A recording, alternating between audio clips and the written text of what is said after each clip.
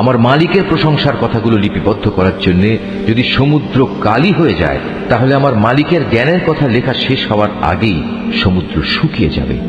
এমনকি যদি আমি তার মতো আরো সমুদ্রকে লেখার কালি করে সাহায্য করার জন্য নিয়ে আসি, তবু আমার মালিকের প্রশংসার কথাগুলো লিপিবদ্ধ করার জন্য যদি সমুদ্র কালি হয়ে যায়, তাহলে আমার মালিকের জ্ঞানের কথা লেখা শেষ হওয়ার আগেই সমুদ্র শুকিয়ে যাবে।